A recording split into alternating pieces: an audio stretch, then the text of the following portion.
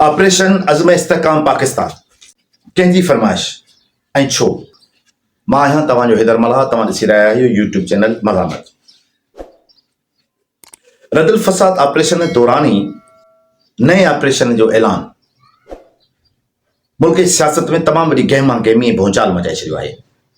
हिज़्ब इख़्तिलाफ़ जूं समूरियूं तंज़ीमूं मुतहद थी अज़्म इस्तेहकाम पाकिस्तान ऑपरेशन जे ख़िलाफ़ पंहिंजो मौक़िफ़ ॾेई रहियूं आहिनि। ख़ासि तौर ते PTI, JUI ऐं अवामी नेशनल पार्टी, उन्हनि खे हिन ऑपरेशन में तमामु घणा इतराज़ात आहिनि। उन्हनि जो चवणु इहो आहे त रदुल फसाद ऑपरेशन ऐं ज़रबे अज़ब जे दौरान हज़ारे माण्हू पंहिंजनि अबाणनि ज़मीननि ऐं ॻोठनि तां बेदख़ल थिया। उन्हनि माण्हुनि खे उन्हनि इलाइक़नि में उछलायो वियो जिते उन्हनि जी रहाइश लाइ ऐं खाधे पीते लाइ को बंदोबस्तु कोन हो। हज़ारे घर तबाह ऐं बर्बाद कया विया। नओं ऑपरेशन ॿीहर माण्हुनि खे पंहिंजा घर छॾण ते मजबूर कंदो। रदुल फसाद ऑपरेशन दौरान इहो ऐलान कयो वियो हो त मुल्क जे अंदरि तालिबान जो असरु वधे पियो। उन तालिबान जे असर जे करे मुल्क जे अंदरि दहशतगर्दी वधे पई ऐं उन दहशतगर्दनि खे ख़तमु करण लाइ हिन ऑपरेशन जी ज़रूरत ॿुधाई वई। पर उन ऑपरेशन जा नतीजा इहे निकिता त तालिबान खे हिकिड़ो रस्तो ॾिनो वियो। उहे उन ऑपरेशन दौरान सरहद टुपी अफ़गानिस्तान हलिया विया। गुज़िरियल 20 सालनि खां इन तालिबान खे पाकिस्तान जी मौजूदा रियासत ऐं उन जा इदारा पालींदा रहिया आहिनि। जिन माण्हुनि तालिबान खे उत्तर इतिहादी हुकूमत अफ़गानिस्तान में जेका हुई उन जे ख़िलाफ़ विढ़ायो या नेटो जे ख़िलाफ़ विढ़ायो, अॼु उहे साॻा तालिबान पाकिस्तान जी मौजूदा हुकूमत ऐं मौजूदा रियासत जे ढांचे खे कमज़ोर करण लाइ हमला करे रहिया आहिनि। इमरान खान नेटो जे नाकामीअ ते चयो हो त तालिबान ग़ुलामीअ जा ज़ंजीर टोड़े छॾिया आहिनि।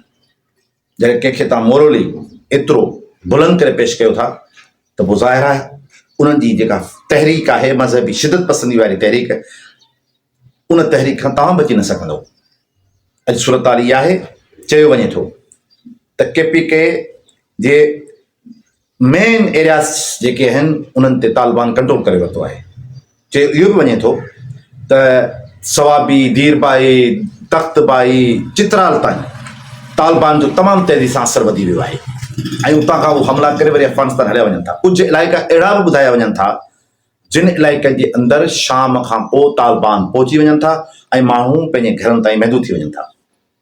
पर इन सॼी सूरताल में मक़ामी माण्हू पाकिस्तान जे अस्करी क़ुवतनि जी का बि मदद करण लाइ तयारु न आहिनि, बल्कि उनखे तमामु घणा एतिराज़ आहिनि। तव्हां ऐं असां ॾिसूं पिया ऐं ॿुधूं पिया त इन्हनि इलाइक़नि में जेकॾहिं पाकिस्तान जे आर्मीअ जूं जेके चेक पोस्टूं आहिनि उन ते बि माण्हू एहतजाज ऐं एतिराज़ कंदा रहनि था। मंज़ूर पश्तीन ख़ुसूसी तौर ते उन सॼी पार्टी, उन सॼी तहरीक उहा इन जे ख़िलाफ़ मुख़्तलिफ़ वक़्तनि ते तमामु वॾा जलसा जुलूस कंदी रही आहे। ऐं इहो कीअं मुमकिन आहे त मौजूदा अस्करी क़ुवतूं ऐं नून लीग जी हुकूमत जेकॾहिं ऑपरेशन जो ऐलान कनि ऐं अवाम जे विच में उन्हनि खे पज़ीराई न मिले त उहे कीअं कामयाबी माणे सघनि था।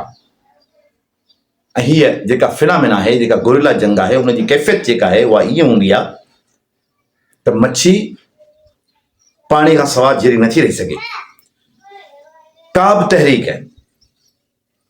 उहा अवामी मदद खां सवाइ ज़िंदा नथी रही सघे, या का बि फ़ौजी ताक़त माण्हुनि जे अख़लाक़ी मदद खां सवाइ ज़िंदा नथी रही सघे। बदकिस्मती सां नादरन एरिया जे समूरनि इलाइक़नि में हिन वक़्तु माण्हुनि जूं पाकिस्तान जे अस्करी क़ुवतनि सां हमदर्दियूं घटि आहिनि। इन सॼी पस मंज़र में पाण खे 20 सालनि जो सॼो तालिबान जो जेको हिते किरदारु आहे, हिन ख़िते जे अंदरि किरदारु आहे, उन में पाकिस्तान जे मुल्क इस्टेब्लिशमेंट जो जेको किरदारु आहे उहो जेकॾहिं पाण ॾिसूं था त उहो पाण खे सुठो नथो नज़र अचे।